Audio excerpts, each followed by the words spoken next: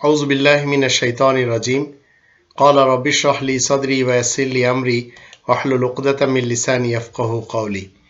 সম্মানিত দর্শকবৃন্দ, আপনাদের সকলকে জানাই আসসালামু আলাইকুম ওয়া রাহমাতুল্লাহ। কোরআনকে আল্লাহ আরবিতে কেন বানিয়েছেন, এই ব্যাপারটি নিয়ে আল কোরআন কি বলে, আসুন আমরা একটু কোরআন থেকে জানি। কোরআনের আমরা যখন 3 নম্বর সূরা আল ইমরানের 96 নম্বর আয়াত দেখব, সেখানে আল্লাহ বলছেন, ইন্না আউওয়ালা বাইতিন উযিয়া লিন-নাস লাল্লাযী বিবাক্কাতা মুবারাকান ওয়া হুদাল লিল আলামিন। নিশ্চয় প্রথম যে ঘরটি প্রত্যেকটি মানুষের জন্য বানানো হয়েছে সেটি মক্কার সাথে রয়েছে, জাহানবাসীদের গাইড করার জন্য এবং মুবারক মানে পবিত্র। এখন এই ঘরটি 5 নম্বর সূরা আল মায়েদার 97 নম্বর আয়াতে আল্লাহ বলেন, জাআলাল্লাহুল কা'বাতাল বাইতাল হারাম কিয়ামাল লিন-নাস ওয়া শাহরাল হারাম ওয়াল হাদিয়া ওয়াল কলাইদ যালিকা লিতা'লামু আন্নাল্লাহা ইয়া'লামু মা ফিস সামাওয়াতি ওয়া মা ফিল আরদ ওয়া আন্নাল্লাহা বিকুল্লি শাইইন আলিম। আল্লাহ বানিয়েছেন কাবাকে বাইতুল হারাম কিয়ামাল লিন-নাস প্রত্যেকটি মানুষকে দাঁড় করানোর জন্য, ওয়া শাহরাল হারামা ওয়াল হাদিয়া ওয়াল কলাইদ সম্মানিত 4টি মাস বানিয়েছেন, হাদিয়ার গ্রন্থ বানিয়েছেন, কাবাকে করেছেন গোলাকার। এ তো শুধু এই জন্যই যেন তোমরা জানতে পারো আল্লাহ জানেন আসমান জমিনে যা কিছু রয়েছে, আসলে আল্লাহ তাআলাই তো সব কিছু জানেন। তো আল্লাহ বানিয়েছেন একটি বিশেষ ঘর। এবার আসুন 12 নম্বর সূরা ইউসুফের 2 নম্বর আয়াতে আল্লাহ বলেন, ইন্না জাআলনাহু কুরআনান আরাবিয়ান লাআল্লাকুম তাকিলুন। কুরআন মানে পঠিত, আল কিতাব থেকে, আল কিতাব মানে লিখিত। এই লিখিত গ্রন্থ থেকে আপনি যখন পাঠ করবেন সেটি পঠিত হয়ে যাবে, কোরআন হয়ে যাবে। আরাবিয়ান মানে হচ্ছে অতি সহজে যেটি বুঝে আসে। তো আল্লাহ বলেন, আমি তো কোরআনকে আরাবিয়ান তথা বুঝার ভাষায় নাজিল করেছি যেন তোমরা বুঝতে পারো, লাআল্লাকুম তাকিলুন। তো এটি আরবিতে কেন? যেন তোমরা সবাই বুদ্ধি বিবেচনা কাজে লাগাতে পারো। ঠিক এইভাবে 43 নম্বর সূরা যুখরুফের 3 নম্বর আয়াতে বলা হচ্ছে, ইন্না জাআলনাহু কুরআনান আরাবিয়ান লাআল্লাকুম তাকিলুন। আমি তো এই কিতাবকে তথা আরবি কোরআনকে কি করেছি? স্পষ্ট পঠিত হিসেবে বানিয়েছি যেন তোমাদের বুদ্ধি বিবেচনা অর্জন হতে পারে, তোমরা যেন বুদ্ধি বিবেচনা কাজে লাগাতে পারো।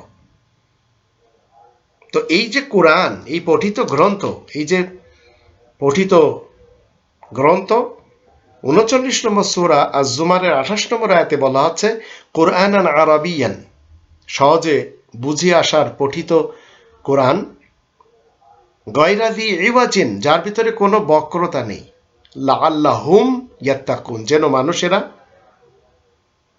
সতর্ক হতে পারে, যেন মানুষেরা তাকওয়া অর্জন করতে পারে। তো কোরআন পাঠানো আরবিতে উদ্দেশ্য হলো মানুষ যেন বুদ্ধি বিবেচনা কাজে লাগাতে পারে। তারপরে 56 নম্বর সূরা আল ওয়াকিয়ার 77, 78, 79, 80 আয়াতগুলিতে বলা হচ্ছে, ইন্নাহু লাকুরআনুন কারীম, নিশ্চয় অবশ্যই এই পঠিত কোরআন মহাসম্মানিত, ফি কিতাবি মাকনুন, এই যে কোরআন যা আমরা পাঠ করি, এই পঠিত কোরআন মাহফুজ রয়েছে, সুরক্ষিত রয়েছে, সযত্নে লিখে রাখা হয়েছে, কিতাবি মাকনুন, এর ভিতরে গোপন রয়েছে। এই যে লিখিত, এটি হচ্ছে কিতাব। তো এখান থেকে যখন আমরা পড়ব সেটি হবে কোরআন।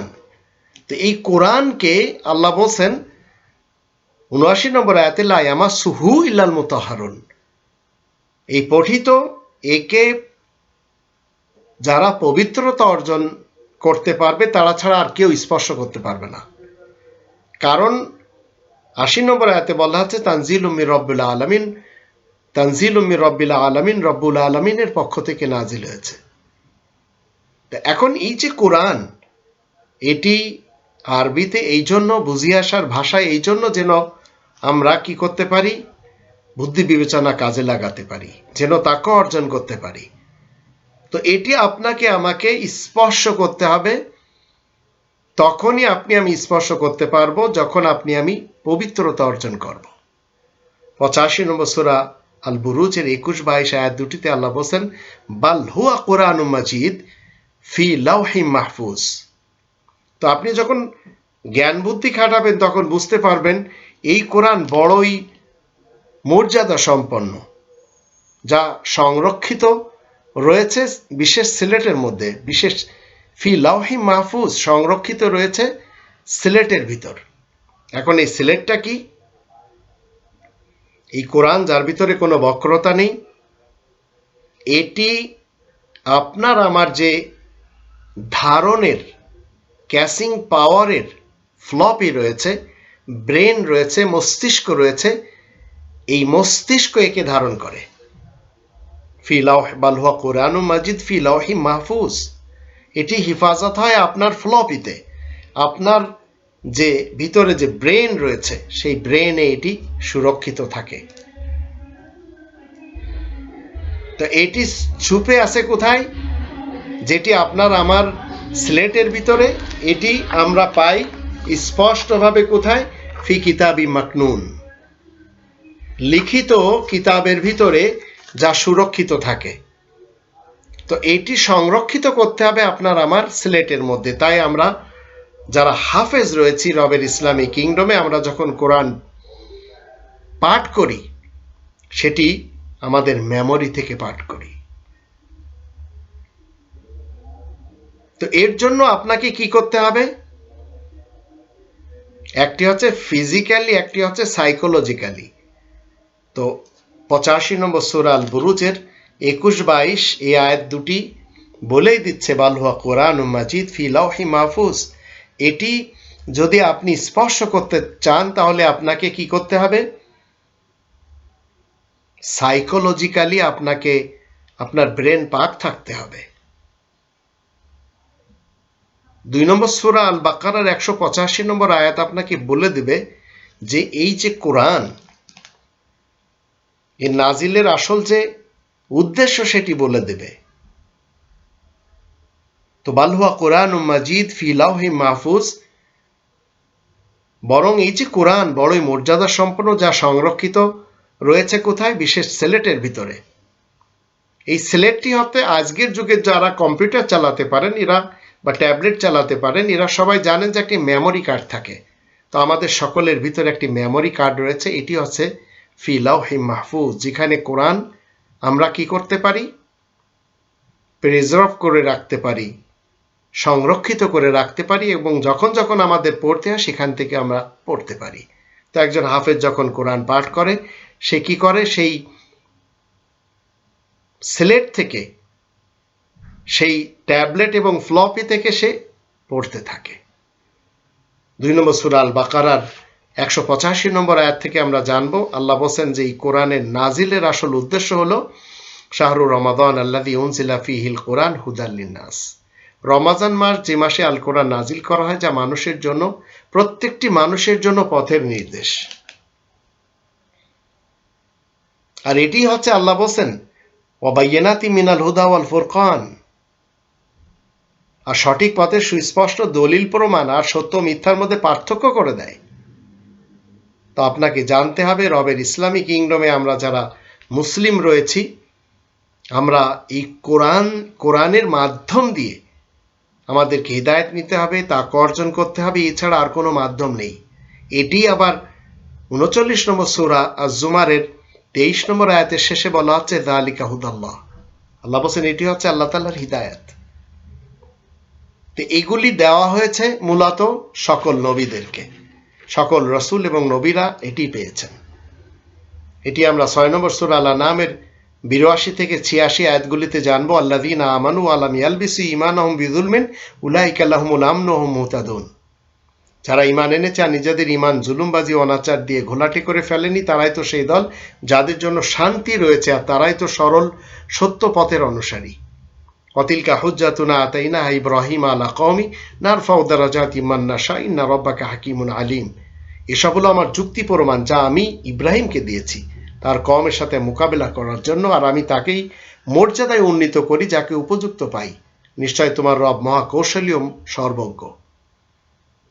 ووهبنا له إسحاق ويعقوب كلا هدينا ونوحا هدينا من قبل ومن ذرية داود وسليمان وأيوب ويوسف وموسى وهارون وكذلك نجزي المحسنين।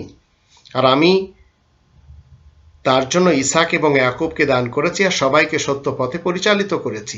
অতীত থেকে নূহকেও তারই বংশধরগণের মধ্যে হতে দাউদ, সুলাইমান, আইয়ুব, ইউসুফ, মুসা ও হারুনকেও যারা নেক কাজ করে তাদেরকে এভাবেই আমি পারিশ্রমিক দান করে থাকি। ওয়া জাকারিয়া ওয়া ইয়াহইয়া ওয়া ঈসা ওয়া ইলিয়াস কুল্লু মিনাস সালিহিন। আর জাকারিয়া, ইয়াহইয়া, ঈসা ও ইলিয়াস এরা সবাই হলো নেককার সৎকর্মী। ওয়া ইসমাঈলা ওয়াল ইয়াসা ওয়া ইউনুস ওয়া লুতা ওয়া কুল্লান ফাদ্দালনা আলাল আলামিন। আর ইসমাইল, আল ইয়াসা, ইউনুস এবং লুত এদেরকে সারা জাহানের মধ্যে মর্যাদার অধিকারী করেছি।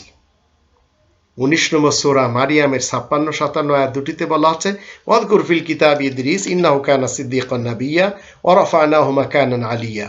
এই কিতাবে ইদ্রিসের কথা উল্লেখ করা হয়েছে, নিশ্চয় সেও সত্য সাধক নবী আর আমি তাকে সুউচ্চ খ্যাতির আসনে তুলেছি। 6 নম্বর সূরা আল আনামের 87, 88, 89, 90 আয়াতগুলিতে বলা হচ্ছে ওমিন আবাইহিম ওয়া যুররিয়াতিহিম ওয়া ইখওয়ানিহিম ওয়াজতাবাইনাহুম ওয়া হাদাইনাহুম ইলা সিরাতিম মুস্তাকিম। এদের বাবা, দাদা, নানা পর্ণারদের কতককেও এদের বংশধর এবং ভ্রাতৃত্ববৃন্দের মধ্য হতে তাদেরকে সম্মানিত করেছি, তাদেরকে সরল সত্য পথে এগিয়ে দিয়েছি। যালিকা হুদাল্লাহি ইয়াহদি বিহি মান ইয়াশাউ মিন ইবাদি ওয়ালাউ আশরাকু লাহাবিতা আনহুম মা কানু ইয়ামালুন। এই তো হচ্ছে আল্লাহ তাআলার হিদায়াত, তিনি নিজ বান্দাদের মধ্য থেকে তাকেই এই কোরআন দ্বারা হিদায়াত করে থাকেন যে তার উপযুক্ত। আর যদি তারা শিরিক করে তাহলে তারা যেসব কাজ করেছে সেসব যে বরবাদ হয়ে যাবে। উলাইকা আল্লাযীনা আতাইনাহুমুল কিতাবা ওয়াল হুকমা ওয়ান নুবুওয়া ফাইয়াকফুর বিহা হাউলাই ফাকাদ ওয়াক্কালনা বিহা কওমান লাইসু বিহা বিকাফিরিন। এরাই তো সেই দল যাদেরকে আল কিতাব ওয়াল হুকমা, হুকুমত, রাষ্ট্র চালানোর ক্ষমতা, ওয়ান নুবুওয়া এবং নবুওয়া দান করেছি। ফাইয়াকফুর বিহা হাউলা, ওরা যদি সেসব অমান্য করে তাহলে ওদের উপরে এমন ধরনের লোক মোতায়েন করে দেওয়া হবে যারা কোনোদিন অমান্যকারী হবে না। 90 নম্বর আয়াতে বলা আছে উলাইকা আল্লাযীনা হাদাল্লাহ, এদের সকলকে আল্লাহ হিদায়াত দিয়েছেন। ফাবি হুদা হুম, তাদের সকলের হিদায়াতের ইকতাদি, তোমাকে ইক্তেদা করতে হবে।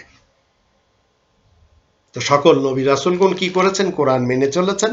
আপনাকে আমাকে তাদেরই ইক্তেদা করতে যেয়ে কোরআন মেনে চলতে হবে। কুল লা আসালুকুম আলাইহি আজরা, তুমি বলে দাও আমি এই কোরআনের পারিশ্রমিক তোমাদের কাছে চাই না।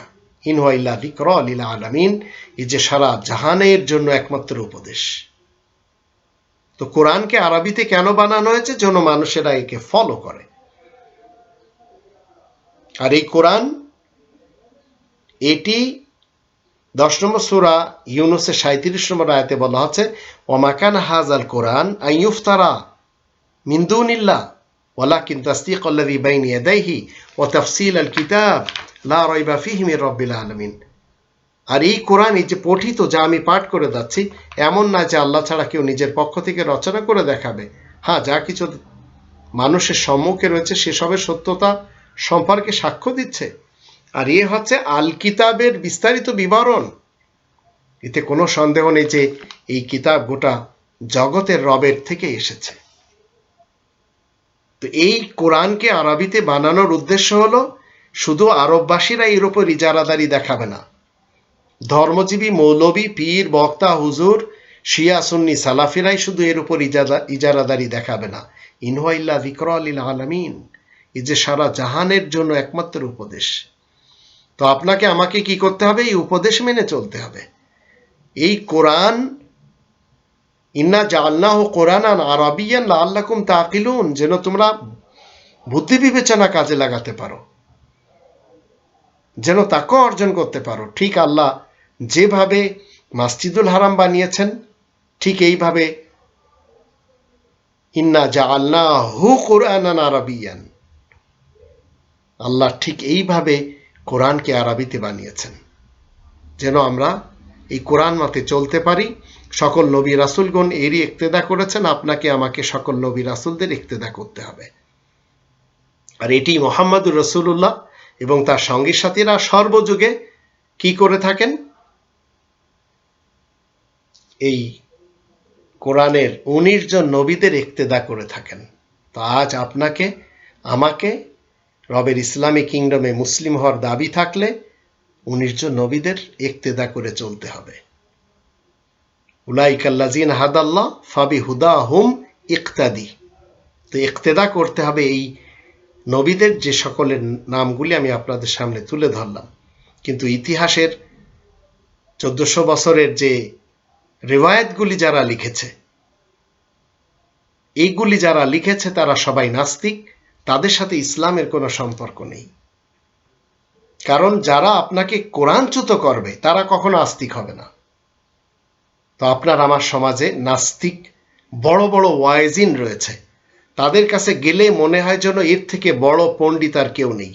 মূলত আপনাকে কোরআন থেকে সরিয়ে সে তার গদির দিকে নিয়ে যাচ্ছে, সে তার স্টেশনের দিকে নিয়ে যাচ্ছে, সে তার মাদ্রাসার দিকে, সে তার স্কুল অফ থটের দিকে আপনাকে নিয়ে যাচ্ছে, সে আপনাকে নিয়ে যাচ্ছে তার খানকার দিকে। আর আপনাকে ঘর থেকে বের করে নিয়ে যাচ্ছে বিভিন্ন এলাকায়। দিশেহারা হয়ে আছেন, অথচ আপনার ঘরে কোরআন রয়েছে, কিন্তু আপনি এই কোরআনকে সহজে বুঝিয়ে আসার ভাষা যেটি কোরআন আরাবিয়ান, সেটি আপনি বিলিভ করছেন না। নন মুসলিমদের বিলিভের পিছনে ছুটাছুরি, দৌড়াদৌড়ি, আর হাতে ধরিয়ে দিচ্ছে বিভিন্ন ধরনের কোরআন বিরোধী গ্রন্থ, যা এই ইবলিস এবং শয়তান আর নাস্তিক লেখকেরা লিখেছে। আল্লাহ এদের থেকে আমাদেরকে দূরে রাখুন।